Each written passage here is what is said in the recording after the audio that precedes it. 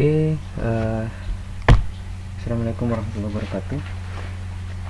Ketemu lagi dengan saya, Heri Kurniawan.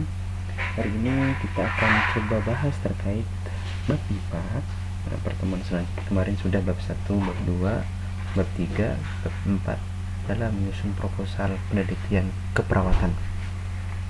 Oke, materi selanjutnya dalam metodologi penelitian yang akan saya bawakan agak lama. Kalian akan cukup memahami. Kalau kalian tidak tahu, silahkan komen di kolom komentar untuk memberikan pertanyaan dan akan saya langsung tanggapi. Ini terkait metodologi penelitian, biasanya di bab 4 nih. Nah ini lanjutan dari kemarin. Ini adalah tahap terakhir atau poin penting terakhir yang ada di proposal penelitian, metodologi penelitian. Poin-poinnya sangat banyak. Ada desain, populasi dan sampel penelitian, kemudian bagaimana pengambilan sampel, teknik pengambilan sampel, tempatnya di mana, waktu, etika, instrumen, kemudian ABC ini tergantung variabelnya, tergantung variabel yang akan kalian teliti sesuai dengan jumlah kuesionernya. Kemudian ada uji validitas, ada prosedur pengumpulan data seperti apa, itu kalian terangkan di proposal ini di bab 4. Kemudian ada pengolahan data yang akan kalian lakukan, pengolahan datanya bagaimana, analisa datanya seperti apa, akan kalian jelaskan semua di proposal penelitian ini. Oke, jangan lupa daftar pustaka pada akhirnya. Oke ya. Mengapa pertanyaan pertama, kenapa ya perlu sih desain riset? Kenapa nggak langsung turun aja, terjun aja ke masyarakat gitu kan? Ngapain kita pakai desain kayak gitu? Kita butuhnya ini, kita pakai langsung aja turun ke masyarakat. Pasti ada yang berpikiran seperti itu. Kenapa repot-repot pakai desain? Nah, ini kenapa ini digunakan sebagai pedoman dalam melakukan proses penelitian nih.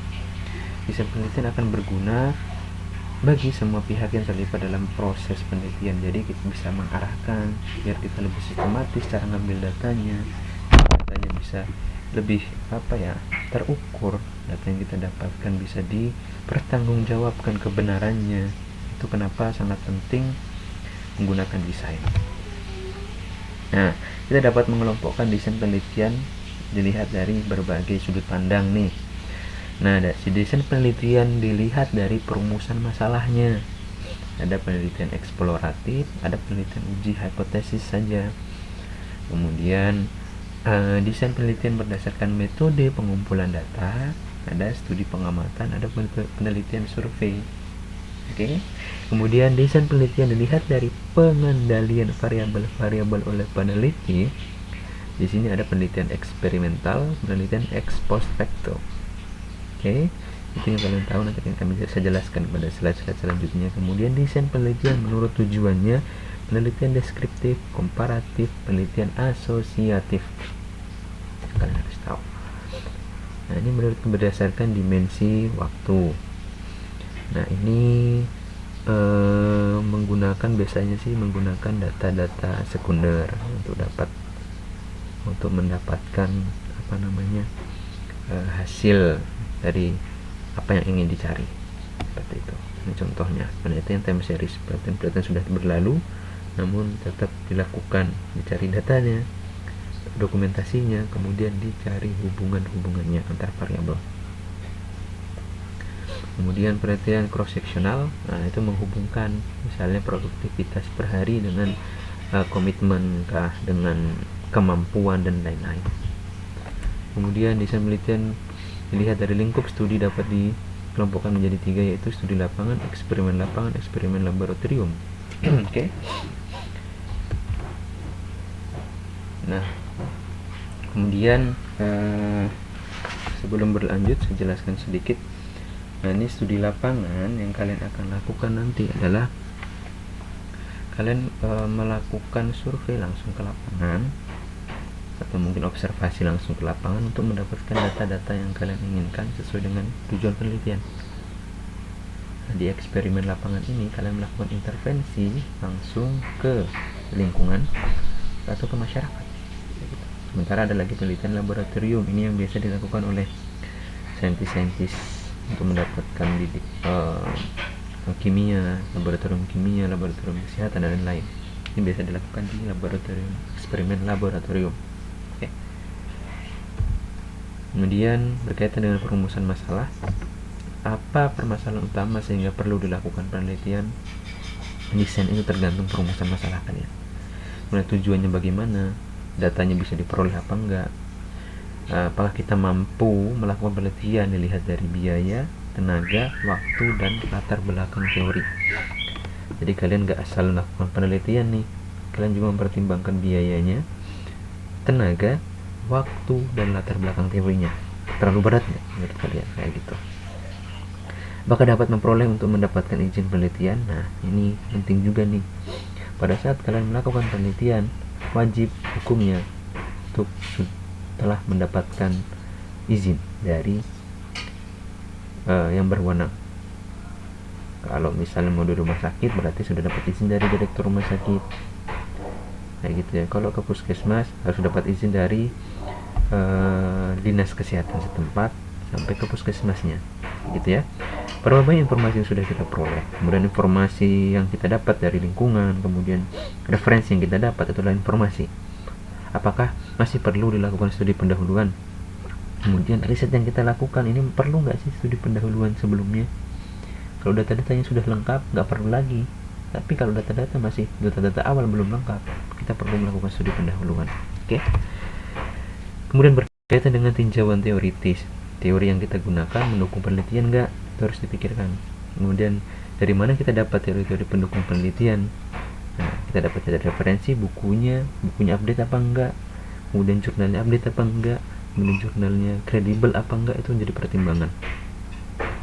Apakah sudah ada penelitian terdahulu yang relevan? Nah, itu untuk menghindari adanya duplikasi penelitian.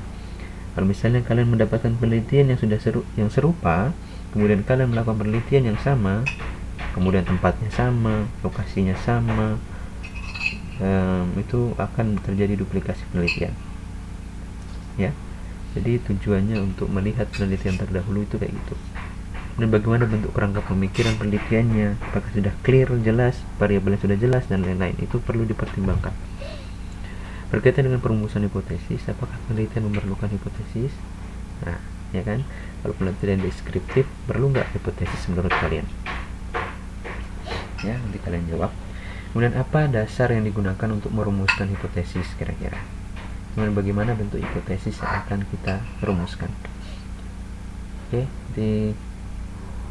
saya akan berikan linknya untuk menjawab pertanyaan ini, ya. Kemudian berkaitan dengan desain penelitian, bagaimana desain perumusan masalahnya, kemudian bagaimana desain landasan teoritisnya. Oke, bagaimana desainnya, bagaimana landasan teoritisnya, kemudian perumusan hipotesisnya, skala pengukurannya bagaimana, itu harus clear. Berapa jumlah sampelnya, teknik pengambilan sampelnya jelas, kemudian apa yang akan digunakan dalam penelitian itu jelas semua, itu harus clear di proposal. Oke. Kemudian berkaitan dengan penentuan variabel dan sumber data, variabel apa saja yang akan diteliti itu harus kalian jelaskan di awal di proposal, ya. Dari mana data akan kita peroleh, apakah survei, apakah observasi, apakah datanya sekunder, dan lain-lain, itu harus clear di awal di proposal. Pengumpulan data apa saja yang harus dikumpulkan nih sesuai variabel kalian. Kalau karakteristik pasti ya jenis kelamin, umur, kemudian pekerjaan, penghasilan, dan lain-lain.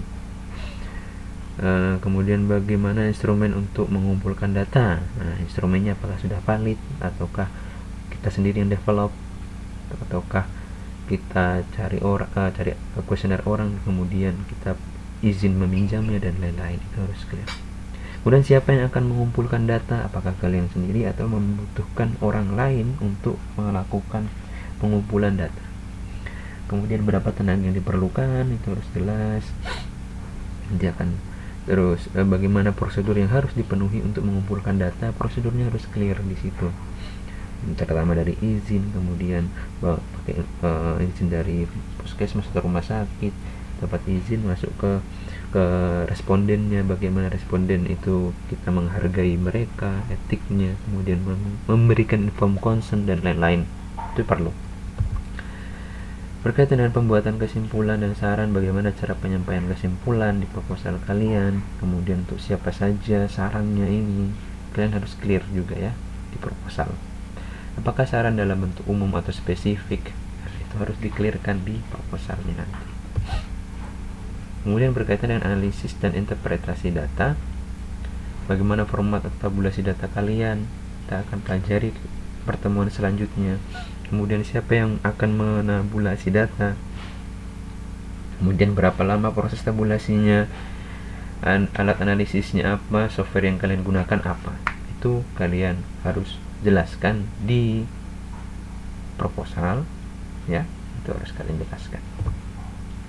Kemudian berkaitan dengan penyusunan laporan, kemudian format laporannya bagaimana, siapa saja yang akan membaca laporan Anda, kalian harus pikirkan, kalian nulis apa akan dibaca orang, berapa kali presentasi hasil penelitian dilakukan, kemudian kepada siapa presentasi hasil penelitian dilakukan. Otomatis nanti kalian akan melakukan presentasi hasil di depan dosen pembimbing kalian. Kalian akan mempertanggungjawabkan apa yang sudah kalian teliti. Kemudian variabelnya bagaimana, kemudian gejala yang nilainya selalu tetap tidak dapat digunakan sebagai variabel penelitian. Oke. Kemudian ini pembagian variabel berdasarkan sifatnya. Ada variabel dikotomis, variabel kontinu.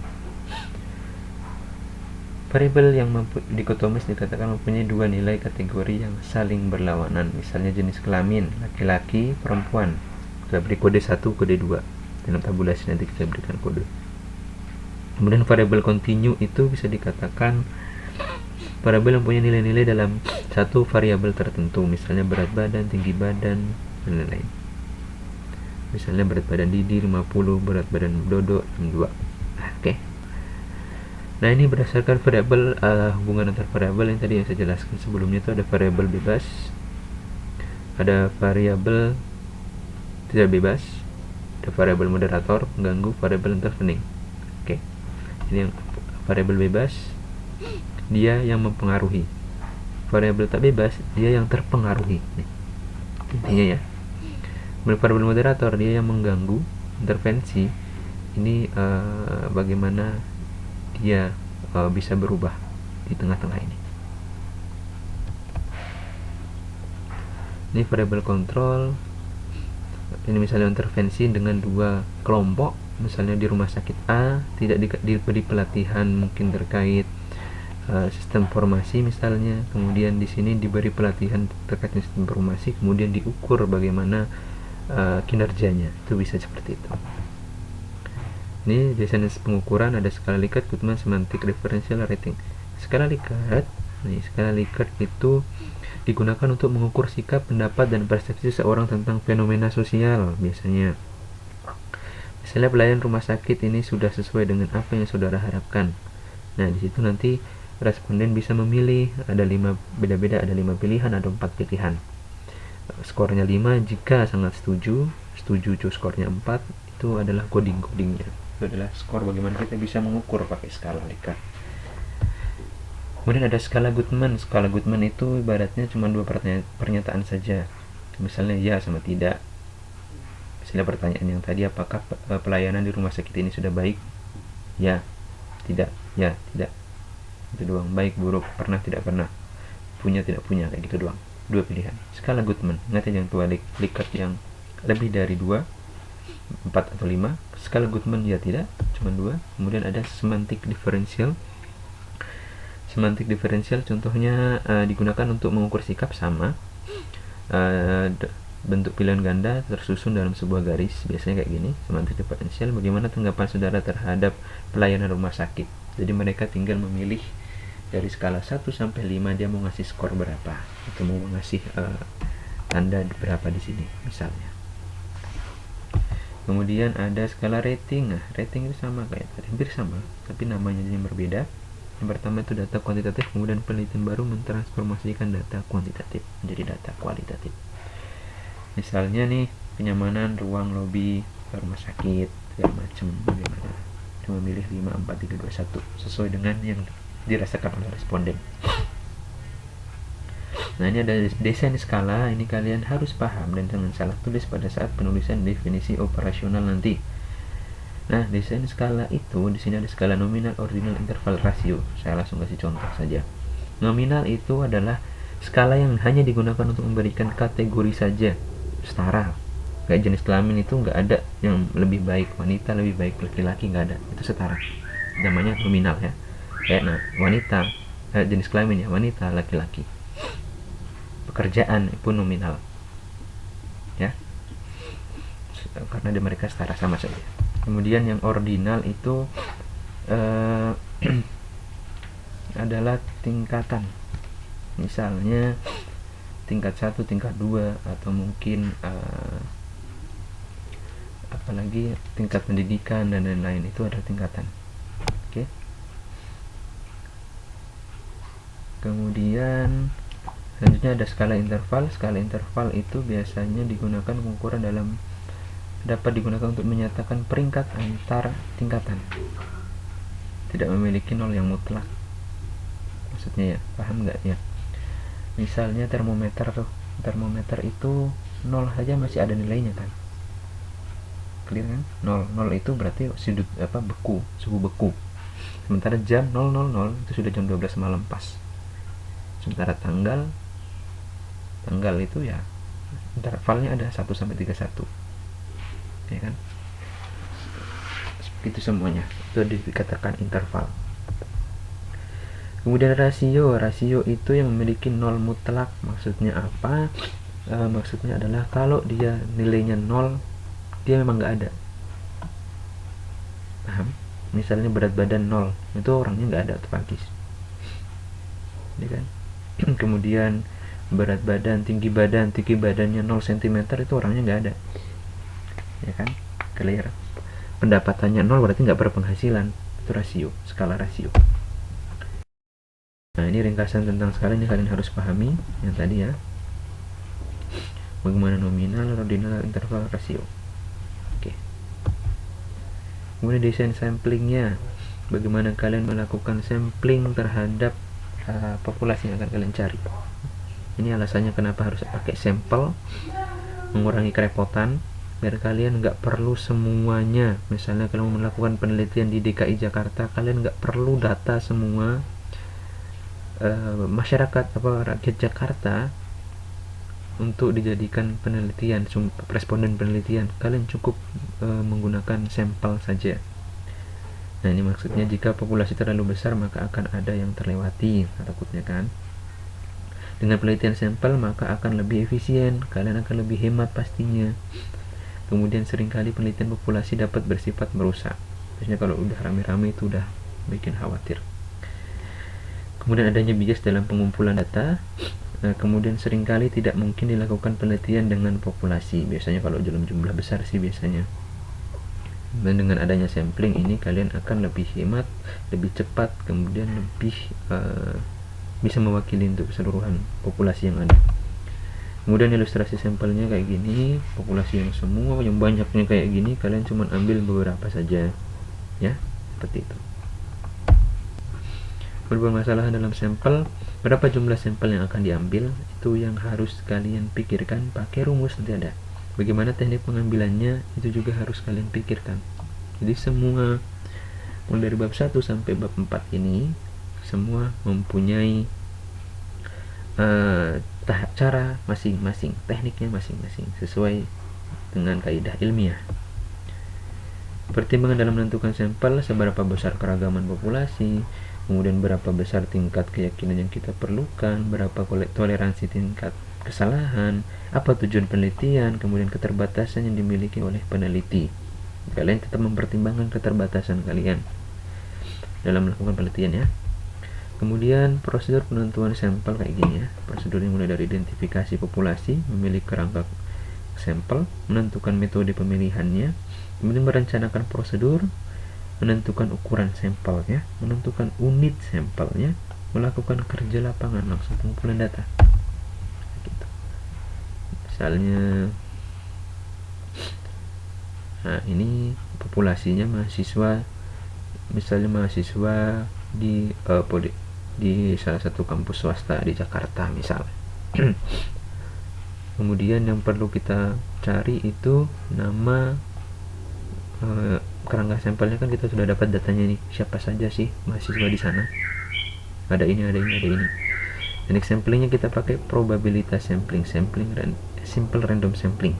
Prosedurnya setelah populasi ditetapkan, kerangka sampling dibuat, teknik sampling simple random sampling, maka dilakukan pengundian.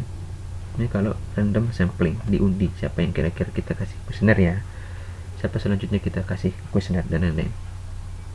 Kemudian kita menentukan ukuran sampelnya, misal 20 orang, misal 30 dan lain-lain.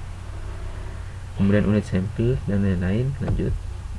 Kemudian ini pedoman menentukan jumlah sampel, banyak sekali cara-caranya. Ada pendapat Slovin, ini pakai rumus Slovin yang sering digunakan. Misal ini N adalah populasi jumlahnya karyawan, misalnya karyawan di PT Cucak Rowo. Nah, ini ada 130 orang karyawan. Dengan tingkat kesalahan pengambilan sampel sebesar 5%, yang kita harapkan 5% ya. Jumlah sampel yang minimal yang harus diambil berapa? Dengan rumus ini kita masukkan ke perhitungan. Ya. Ini jumlah sampel, jumlah populasi, kemudian rumusnya 1 tambah NE pangkat 2.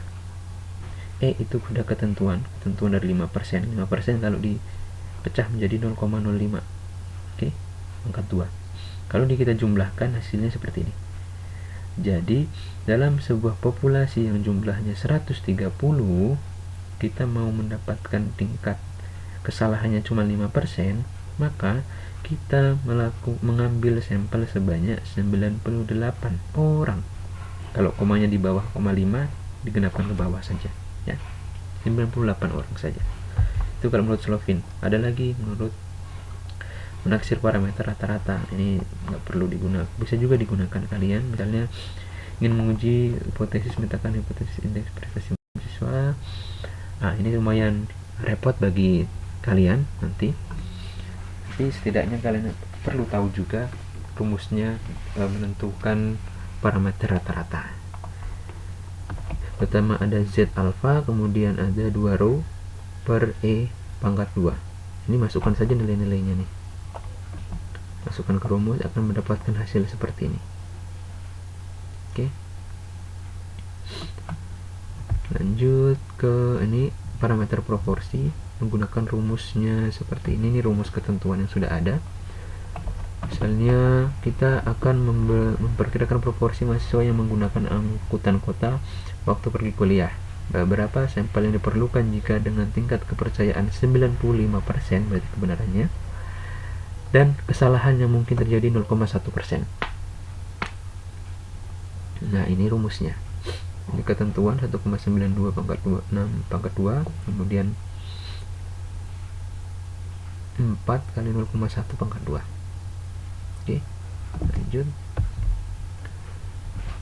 Ada lagi pendapat Isaac Michel, menentukan sampel dengan menaksir parameter rata-rata. Oke, lanjut. Menentukan sampel. Ini tadi contoh kasusnya lagi. Oke, lanjut lagi. Ini teknik pengambilan sampelnya untuk sekelas. Ini kalian harus belajar lebih lagi, nanti akan saya bahas materi lebih lanjut terkait bagaimana menghitung jumlah sampel berdasarkan rumus-rumus yang ada tadi contohnya. Oke, kita lanjut saja dulu ke teknik pengambilan sampel. Untuk pengambilan sampelnya, teknik sampling yang pertama ada probability, non probability. Probability ada simple random, stratified sampling, proportional, cluster, double sampling, bla bla bla. Oke, kemudian non probability sampling ada convention sampling, purposive, judgment, quota, snowball sampling. Itu jenis, kalian harus bedakan yang dua ini ya, probability dan non probability. Simple random sampling. Nah, kalian dengan gambar ini cukup mudah. Anggota populasi tidak memiliki strata sehingga relatif homogen. Harus homogen ya. Kalau simple random sampling, kalian harus memilih atau syaratnya populasinya homogen. Kemudian adanya kerangka sampel, yaitu merupakan daftar elemen-elemen populasi yang dijadikan dasar untuk pengambilan sampel. Jadi kalau data kalian lengkap terkait populasi yang ada di suatu daerah tersebut, kalian sudah melihat homogenitas dari populasinya, kalian sudah bisa melakukan langsung menggunakan simple random sampling. Nah, sistematis random sampling merupakan cara pengambilan sampel di mana sampel pertama ditentukan secara acak, sedangkan sampel berikutnya diambil berdasarkan satu interval tertentu. Jadi misalnya kita ngacak dulu ngambil nih, muncul nomor si A dari daftar yang sudah ada, kita punya nih daftar populasi, kita mengambilnya berdasarkan interval tertentu. Misalnya di maju tiga nomor ke bawah untuk sampel selanjutnya, begitu seterusnya. Itu yang dijadikan sampel. Kita jadi sistematis. Ini stratified random sampling, misalnya nih, ada kalanya populasi yang dimiliki strata atau tingkatan, dan setiap tingkatan memiliki karakteristik sendiri. Yang pertama, misal kita meneliti di SD, SMP, SMA sampai sarjana, ya kan? Tingkat pendidikan di masyarakat, misalnya di SD ada yang pendidikannya SD, SMP, SMA, sarjana. Nah, dari data yang kita dapatkan, ternyata yang berpendidikan SD itu ada 150, SMP 125, SMA 75, sarjana 50, totalnya 400. Bagaimana kita bisa mendapatkan sampel yang ini, ya kan? Sampel sesuai dengan kuota yang ada di sini, maksudnya jumlah populasinya yang setiap strata ini. Oke. Nah, kita bagilah sesuai dengan presentasenya, mana yang kita bagi berdasarkan ini. Cara ngitungnya dapatin dari mana, ini dibagi dengan ini. Oke. Begitu selanjutnya, seterusnya. Nah, ini adalah cara menentukan stratified random sampling. Nah, ini kok bisa 19, ini dapatnya dari mana? Oke. Dan pada saat perhitungan nanti, misalnya kita membutuhkan sampel 50, ya kan? Nah, dari 50 ini kira-kira bagaimana supaya persentasenya tetap ini, ya kan? Otomatis perhitungannya adalah pakai 50 jadi faktor kalinya atau faktor baginya. Kemudian disproportional random sampling hampir sama. Kemudian cluster sampling, ini contohnya kita akan melakukan penelitian di Jakarta misalnya, ya. Jakarta ada Jakarta Timur, Pusat, Selatan, Barat, Utara. Dan kita cukup pilih aja nih selatan sama timur aja karena dekat, ya kan? Atau mungkin karena lebih mudah perizinannya kah, atau mungkin karena masalahnya paling banyak di sana, bisa. Ini double sampling, multiple sampling bisa. Misalnya DKI Jakarta ada banyak kan, pilih salah satu Jakarta Selatan. Nah, Jakarta Selatan ada lagi, saya memilih Jakarta Selatan di Tanjung Barat aja, di kelurahan 1, 2, 3, 4, 5 kayak gitu. Itu double sampling. Confidence sampling, sampel confidence adalah teknik penentuan sampel berdasarkan kebetulan saja. Jadi kebetulan nemu, ya udah pilih. Oke. Anggota populasi yang ditemui, diteliti dan bersedia menjadi responden dijadikan sampel. Ini biasanya dilakukan untuk survei-survei pasar biasanya. Kemudian proposed sampling merupakan metode penetapan sampel dengan berdasarkan pada kriteria tertentu.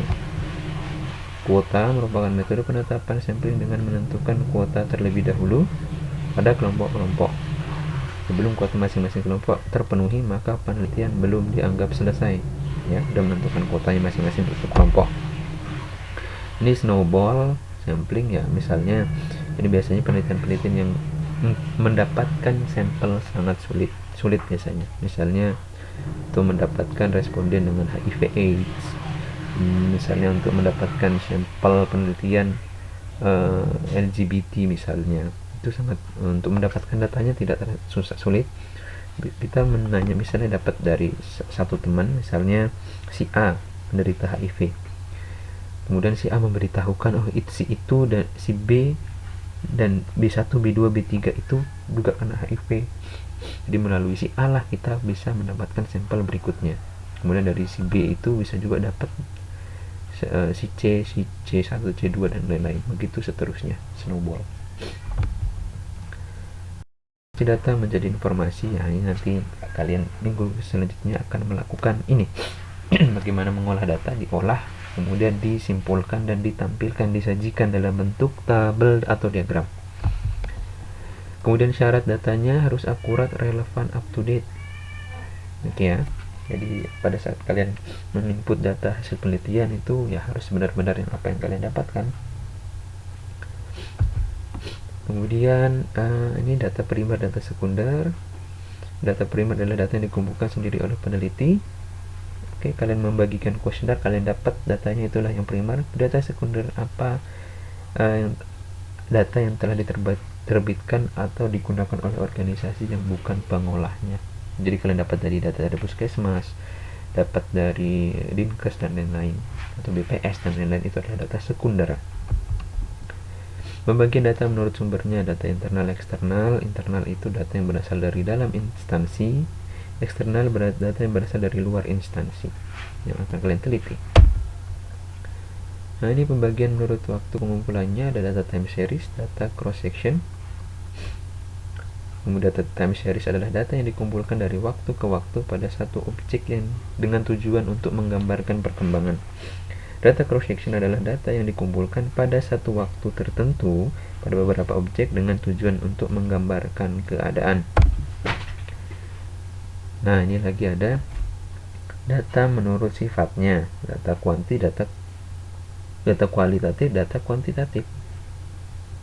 Misalnya data kualitatif ya hasil-hasil wawancara, itu bersifat subjektif, bagaimana pelayanan rumah sakit, kemudian bagaimana kesejahteraan, dapatnya data-data kualitatif hasil wawancara. Kuantitatif, kita mendapatkannya tingkat kepuasan pasien, tingkat pendapatan masyarakat, dan lain-lain.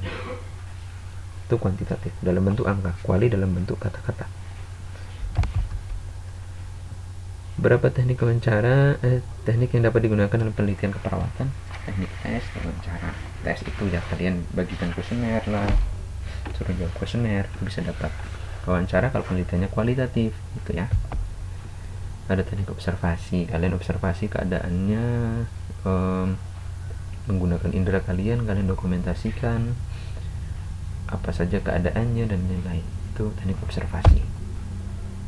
Ini angket, ada kuesioner yang akan kalian gunakan nanti. Misalnya bagaimana, ini contohnya ya. Ada dua cara, kuesionernya terbuka atau tertutup. Ini terbuka, bagaimanakah pendapat Anda tentang pelayanan rumah sakit? Rumah sakit ini, nah mereka jadi responden akan menjawab panjang kali lebar. Oke. Kemudian ada kuesioner tertutup. Bagaimanakah pendapat Anda tentang pelayanan di RS ini? Jawabannya tinggal mereka pilih apa yang sudah kita sediakan. Nah, yang sering kita gunakan dan agar mudah untuk dikuantifikasikan, kita menggunakan kuesioner tertutup. Oke. Nanti pakainya yang ini aja. Kemudian keuntungan menggunakan kuesioner tidak memerlukan hadirnya si peneliti, jadi bisa diwakilkan oleh orang lain. Oke, clear. Dapat dibagikan serentak, kalian langsung bisa bagi ke 100 orang langsung dalam hari yang sama. Kalian tidak perlu nunggu satu-satu, ya kan? Kemudian dapat dijawab oleh responden sesuai dengan waktu yang ada. Misalnya kita kasih hari ini dia belum bisa ngisi, bisa kita suruh nanti pada saat dia lagi kosong waktunya, kemudian kita ambil kembali besok. Kemudian dapat dibuat anonim, misalnya responden tidak ingin bersedia di namanya dicantumkan, nggak apa-apa, tulis saja inisial. Kuesioner dapat dibuat standar. Kemudian langkah-langkah dalam penyusunan kuesioner. Yang pertama, menentukan variabel apa yang akan kalian teliti, apa yang kalian akan teliti, kemudian menentukan indikator, subindikator, kemudian transformasi menjadi kuesioner. Tentunya ini harus berdasarkan pakar-pakarnya. Misalnya kisi-kisi instrumennya di kepemimpinan. Nah, kita cari teori-teori terkait kepemimpinan. Oh, ternyata terkait kepemimpinan itu bagaimana dia memberikan tugas, bagaimana dia melakukan pendelegasian, bagaimana dia berinteraksi atau hubungan antar anggotanya, kemudian bagaimana dia memberikan penghargaan kepada anggotanya. Itu adalah misalnya adalah kriteria-kriteria dari kepemimpinan yang baik misalnya. Kemudian yang diukur adalah ini: pemberian tugas, pendelegasian wewenang, hubungan indikator, pemberian penghargaan dalam bentuk kuesioner yang berpoin-poin ini. 1 sampai 10 poin yang mempertanyakan terkait pemberian tugas, bagaimana pemberian tugas pimpinan kepada bawahannya segala macam, ya. Begitu sampai 30 kuesioner item pertanyaan untuk membahas 4 indikator ini dan untuk mengukur 1 variabel ini saja kepemimpinan. Nanti biasanya kalau di Indonesia seringnya menggunakan instrumen dalam bentuk tabel seperti ini. Setiap pertanyaan apa saja kemudian di checklist sebelahnya. Ini diisi oleh responden nanti bagaimana. Ini contohnya biasanya kepala ruangan memberikan tugas kepada perawat pelaksana dengan memperhatikan kemampuan profesionalnya. Jadi perawat pelaksana ini khusus ke perawat pelaksana ya. Di checklist mana SS itu sangat sesuai, ragu-ragu, tidak sesuai, sangat tidak sesuai STS. Jadi dia checklist di mana nanti kita menginput datanya. Dia contoh-contoh kuesioner. Nanti uji validitas ada. Ini kalian bisa lakukan. Kevalidatannya bagaimana, validitas eksternal, internal, segala macam, banyak faktor-faktornya. Kemudian uji reliabilitas. Kenapa penting uji validitas? Validitas itu untuk intinya adalah item-item pertanyaan yang ada di kuesioner itu valid dan bisa digunakan. Kalau tidak valid bisa dibuang atau dirubah kalau memang dia penting itemnya ya. Sementara reliabilitas adalah untuk mengukur kuesioner ini layak dipakai apa enggak, begitu ya. Jadi secara keseluruhan, kalau reliabilitas keseluruhan kuesioner itemnya layak apa enggak. Kalau validitas masing-masing item pertanyaannya bisa enggak dipakai, itu ya, terus dibedakan. Validitas untuk setiap item, reliabilitas untuk keseluruhan kuesioner bisa dipakai apa enggak.